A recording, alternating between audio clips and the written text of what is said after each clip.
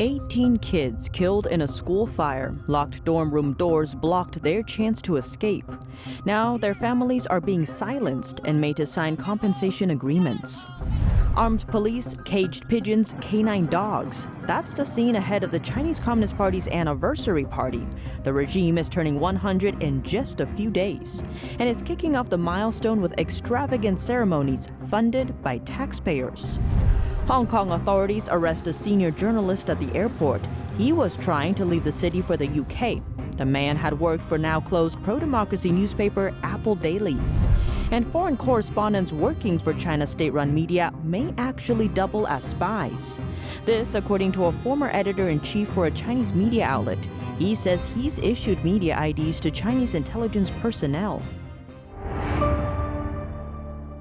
Welcome to China in Focus. I'm Tiffany Meyer. 18 children tragically lost their lives in a midnight fire in China. Locked in their dorm rooms, they weren't able to escape. Local authorities are now working to block information about the accident from spreading online. At least 18 students are dead and 16 more injured following a fire inside a martial arts school in central China. Flames ignited inside Zhengxing International Fight Club Training Center Friday night, located in Shangqiu City inside Henan Province. According to Chinese media outlet Xinhua Net, over 30 people were rescued. The victims range between 7 and 16 years old. The doors leading to their dorm rooms were reported locked at night when the fire broke out. Fire broke out at around 2. Police were called at around 3. There was not even one adult. Why did they lock the door? Isn't it murder? My son told me kids often feel hungry due to their many physical activities. The school was afraid that the kids would go grab food by themselves at night, so they locked the doors. Though the martial arts school was registered with the state, the building was reportedly not up to safety code required for a training facility. That's according to the local fire department. One father expressed relief that his son was among the survivors, but explained he doesn't know the specifics of what happened. In a text message to Reuters, he wrote, "All information is being blocked." After the incident, Beijing dismissed the local Communist Party secretary as well as the mayor from their posts. 3 suspects have been taken into custody, including the founder of the school. Grieving parents were blocked from seeing their children's remains until the next day after protests erupted. But authorities separated the parents from each other, an apparent effort to block the spread of information. They isolated families that lost their kids. Each family is staying in a separate hotel. Some are now in the hospital, some are in hotels. We don't know the details. Authorities are now forcing them to sign compensation agreements. Information related to the fire has been removed from social media.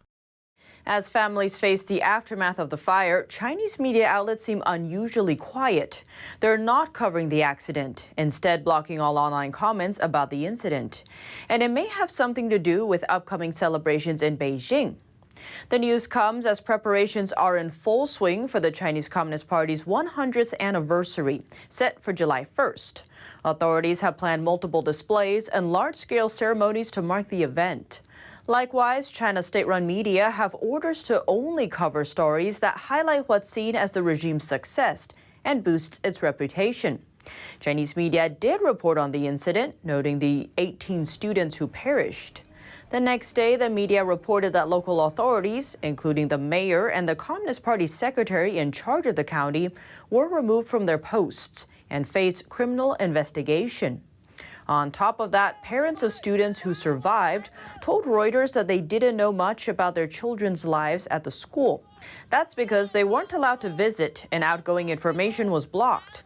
Comments about the fire on Chinese social media platforms soon began disappearing, getting either deleted or blocked. Related hashtags didn't make the top trending list either, instead appearing a few pages down. But while reports were hushed, Chinese media attention was directed toward another incident, this time in the U.S. The collapse of a residential high-rise building in Florida instead surged to the top of the list, quickly becoming one of the day's trending topics on social media. One social media user commented on the apparent disconnect, writing, "Chinese people celebrated when Americans died, but when Chinese people died, they knew nothing about it." Caged pigeons, blocked roads, armed police, canine units, and locals on patrol. That's the scene in Beijing. The city is just a couple of days away from the Communist Party's 100th anniversary celebration on July 1st. Video spotted over 220 buses packed with soldiers driving into the celebration venue, Beijing National Stadium, more commonly known as the Bird's Nest for its appearance.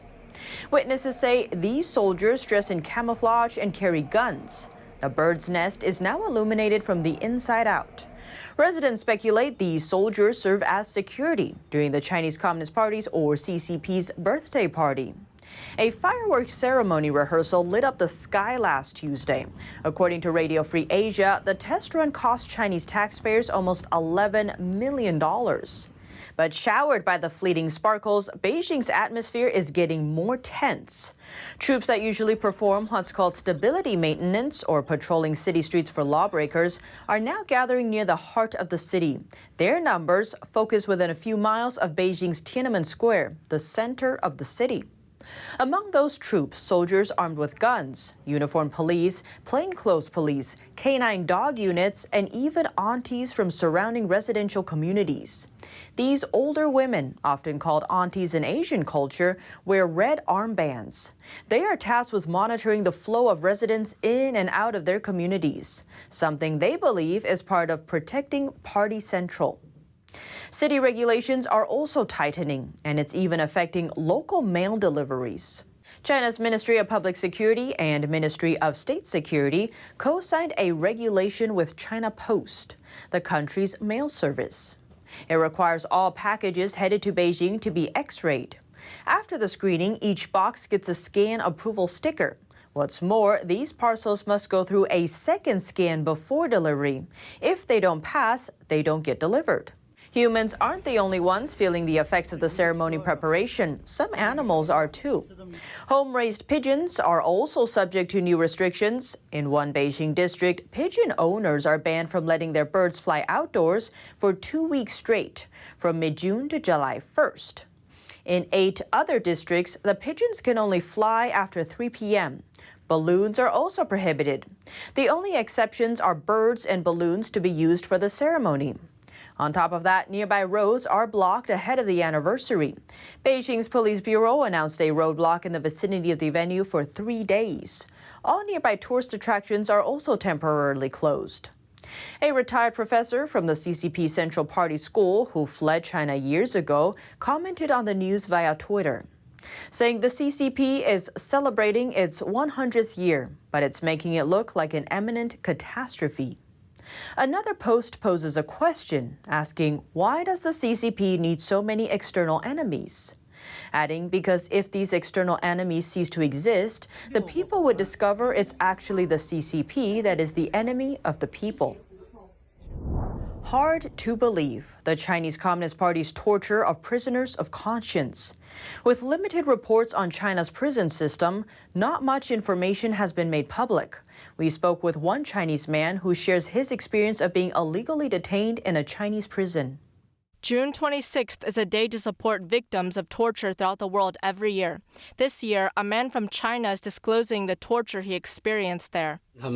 First, they made me take a cold shower, and before that, they had opened the window and door and a frozen bucket of water. It was about negative 30 degrees Celsius. That's around negative 20 degrees Fahrenheit. This happened back in 2008. As people in China celebrated on New Year's Eve, Wang Hong spent his first day in prison. He had been sentenced to 4 years in prison for refusing to give up his faith in a spiritual meditation practice called Falun Dafa. Falun Dafa, also known as Falun Gong, is a meditation system first made public in 1992. It soon gained widespread popularity in the country via word of mouth. But in 1999, then Chinese Communist Party leader Jiang Zemin took unexpected action. Threatened by its growing numbers and emphasis on free thinking and moral character, he launched a large-scale persecution campaign against Falun Dafa, as these values go against China's communist ideology. Those detained in China are often exposed to various kinds of torture methods, and Wang was no exception. But there was one method that sticks out in his memory: the sharp-edged stool. I have now made a small stool that mimics the size and shape of the sharp-edged stool. They would make you sit on the edge, and it's really painful. You can't bear it for very long. The sharp-edged stool is narrow and unable to sit on. When Wang fell off, police kicked him in the back, directly where his heart is. With your leg raised up high and then digging down, I felt a saltiness in my throat, like when coughing up blood. Your body, bones, and organs all become very painful. When Wang refused to sit, he was hit in the back of the neck with a wooden board and passed out. As soon as he recovered a little, prison guards would repeat the torture methods, first pouring ice water on him, then the sharp-edged stool, then beatings. He soon discovered he was not the only Falun Gong practitioner subjected to these tortures. They'd also hit your head against the wall and say all the blood on the wall came from your Falun Gong practitioners. If you die, we just sign a paper and claim you died naturally. Wang says he was also denied sleep and faced repeated torture aimed at making him renounce his faith. Within just 2 days, Wang was bedridden by the torture. He explained that by that point, he just couldn't sleep because of the pain, and that it would take him 40 minutes just to roll over in bed. Wang was confined to bed for half a year. Before he had fully recovered, prison guards forced him to perform forced labor. The torture left scars on his neck and lower body. A 2020 U.S. State Department report says Chinese law prohibits physical abuse and mistreatment of detainees. But the report notes numerous reports of people enduring torture while in Chinese custody. Hong Kong authorities arrested a senior journalist at the airport on Sunday. The man worked for the now-closed pro-democracy newspaper Apple Daily. He was trying to leave the city for the UK. According to South China Morning Post, the Hong Kong police said that they arrested the man for conspiring to collude with foreign countries or foreign forces to endanger national security. The police typically do not identify the individual, but South China Morning Post reported that the man is 57-year-old Fang Wai-kong. Hong Kong pro-democracy newspaper Apple Daily printed its final copy last Thursday and was forced to close.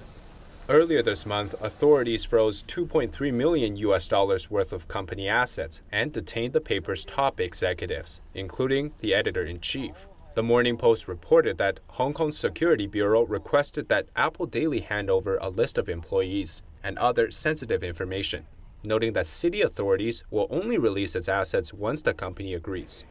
The publication needs those funds in order to pay outstanding wages to its employees. Some staff members opposed the idea, saying that authorities may retaliate against them. If confirmed, Fun is the 7th person at the paper arrested in 2 weeks. The 7 of them were either journalists or executives. They were all arrested under the national security law imposed by Beijing. The crackdown on Apple Daily seems to follow an instruction in March by the director of China's Hong Kong and Macau Affairs Office. He said that the Chinese regime's principle of patriots governing Hong Kong should be extended from public officials to the judiciary, the education sector, and the media. Beijing's so-called patriots refer to people that support the communist regime. 2 leading U.S. senators are calling on President Biden to sanction those responsible for forcing the closure of Hong Kong's Apple Daily. They are suggesting that foreign banks are among them. 2 leading U.S. senators have called on President Joe Biden to punish those responsible for the shutdown of Hong Kong's Apple Daily newspaper. That comes as Hong Kong promoted security officials to top roles in government, a move critics say will tighten China's grip on the territory. Senators Pat Toomey and Chris Van Hollen say Biden should use the Hong Kong Autonomy Act passed last year, which requires sanctions on persons and entities that directly undermine Hong Kong's autonomy, and secondary sanctions on banks that do business with them. In their letter to Biden, Toomey and Van Hollen further suggested foreign banks could be implicated, referring to threats made by Hong Kong Security Secretary John Lee last month. Lee had threatened HSBC and Citibank with up to 7 years in jail for any financial dealings with Apple Daily owner Jimmy Lai. Lee also ordered the banks to freeze Jimmy Lai's accounts. The White House and State Department did not immediately respond to requests for comment. On Thursday, Biden called the Apple Daily's closure a sad day for media freedom and said it signaled intensifying repression by China. He vowed to maintain support for the people of Hong Kong without mentioning any plans for sanctions. Meanwhile, John Lee was promoted to Hong Kong's chief secretary position on Friday, second only to chief executive Carrie Lam, while police chief Chris Tang will take Lee's current position. Hong Kong authorities are issuing a black rainstorm warning due to torrential rain on Monday. Floodwaters gushed over some roads. The city temporarily suspended its stock trading session. The Hong Kong Observatory issued the city's first black rainstorm warning this year. This is the highest after amber and red. Several districts recorded more than 2.7 inches of rainfall, with the highest at 5.9 inches. Videos show water triggered by the storm gushing over railings and flooding an administrative office building on an island.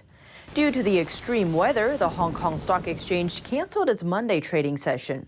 Schools are closed, CCP virus vaccination suspended, and court hearings postponed. Coming up, foreign correspondents working for China's state-run media could actually double as spies. This according to a former editor-in-chief for a Chinese media outlet. He says he's issued media IDs to Chinese intelligence personnel. More on that after the break.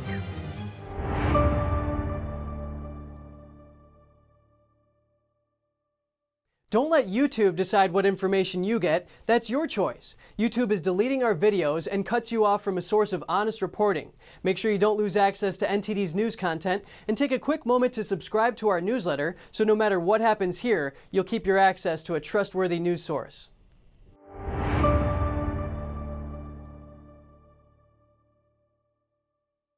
A former industry insider is exposing how Chinese state-run media operate overseas.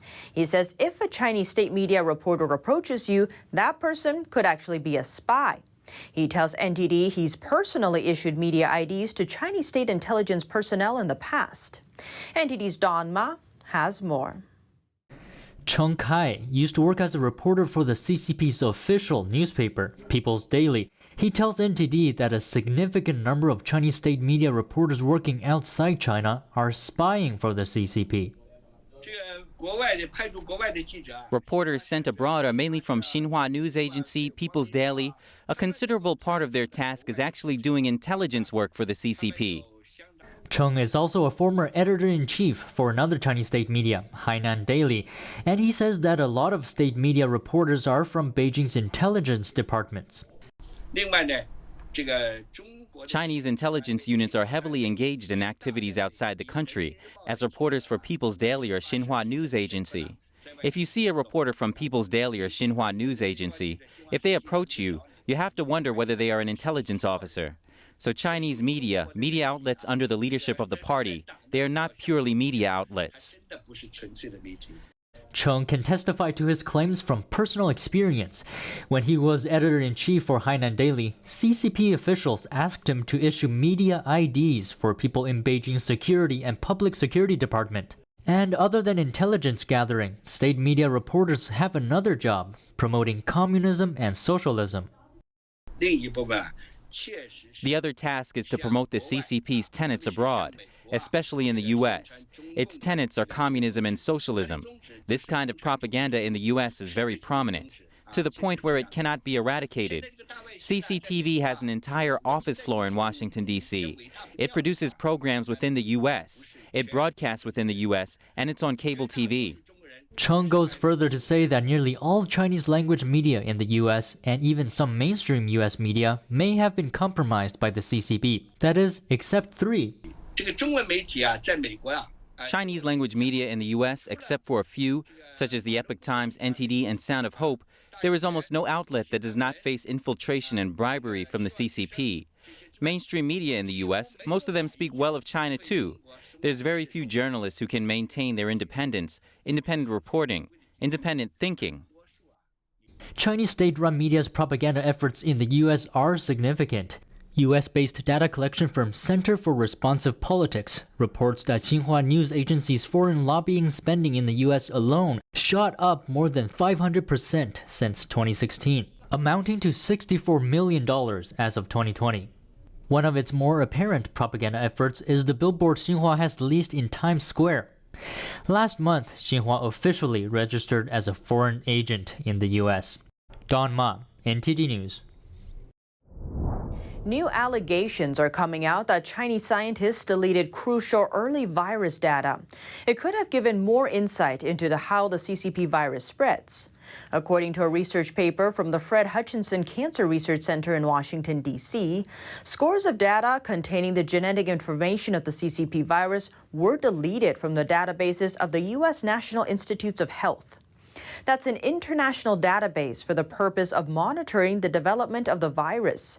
And the agency is under the U.S. Health Department and is among the world's top medical research centers. The research paper argues that Chinese scientists may have deleted the genetic information to obscure their existence. It says that's because there was no scientific reason for the deletion. The study also points out that this early virus genetic data is a goldmine for anyone seeking to understand the spread of the virus, adding that understanding the spread of the coronavirus in Wuhan is crucial to tracing the origins of the virus. The research center's virus expert, Jesse Bloom, authorized the study. He has been vocal in discussions surrounding the origins of the CCP virus.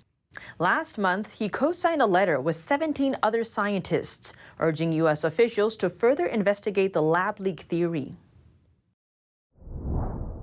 1/3 of the sponsors for this year's European Football Championships are Chinese companies, making China the largest financier of the event. This has caused concerns in Europe.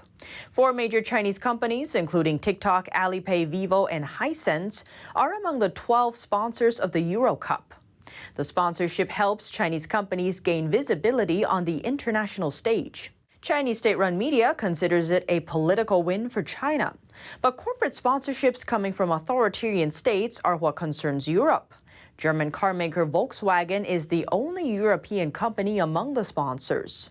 Swiss media reported that European values are not represented in the event by the sponsoring companies. A long line wrapped around a theater in Connecticut over the weekend. That's as eager audience members waited for the doors to open to see Shen Yun performing arts. There, many people expressed hope after a year of lockdown. Let's check it out. As the U.S. slowly recovers from the pandemic, Shen Yun starts its 2021 tour with 3 sold-out performances this weekend at Stamford, Connecticut's Palace Theater. Wonderful. Yeah, very beautiful. I love that it's done in vignettes and tells the story. It brings a lot.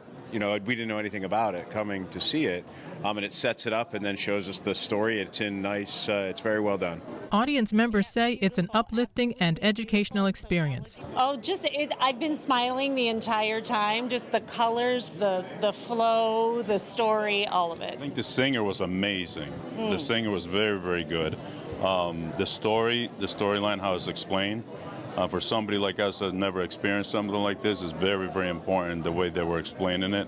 I think several of the stories that went through what I'll say is the intervention of a deity into the day-to-day just gives a lot of us hope. Shen Yun Performing Arts' mission is to revive 5,000 years of Chinese culture, a divinely inspired culture from before communism took over. It's a very divine culture, and it's a very old and ancient culture, and it should not be forgotten. It basically creates awareness with Shen Yun that ancient Chinese culture should come back, and it should challenge the communist regime as well, and maybe someday it will prevail over communism in China. I think also understanding what I'll say is the origins of your culture had just helped to bring people together. You need to have more shows because the West needs to hear the origins of China, not what we just see in movies today. The performance is returning by popular demand with 3 more shows at the Palace Theater in July. And that's all for today's China in Focus. But before you go, be sure to check out our latest special report on Epoch TV. Wall Street's love affair with the Chinese regime is no secret, but it's becoming more of a concern. So our priority is not to get access for Goldman Sachs in China.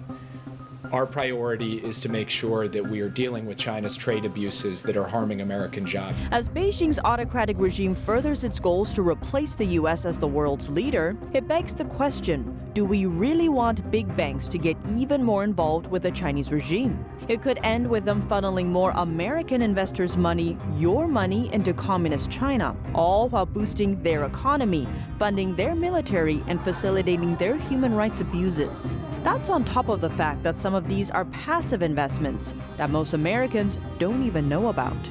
In this special report, we explore how exactly Wall Street funnels money into China, what the magnitude of the wealth transfer is, and the regime's unsettling ultimate purpose for buddying up with Wall Street. China in Focus is partnering with the platform where you can watch our exclusive content every Friday night. In them, we'll explore questions like how China lures in foreign companies to steal their technology, how the Chinese regime is actively collecting health data on people around the world, how the ancient Chinese philosophy of good governance differs from the current-day communist regime, and much more. Be sure to check out these investigative episodes by clicking on the link in the description down below. And don't forget to subscribe to this channel if you really want to understand what's happening with China. You can still watch our Monday to Thursday episodes for free on YouTube, NTD Cable TV, the NTD website, and the Epoch TV website. Thanks for watching, and see you tomorrow.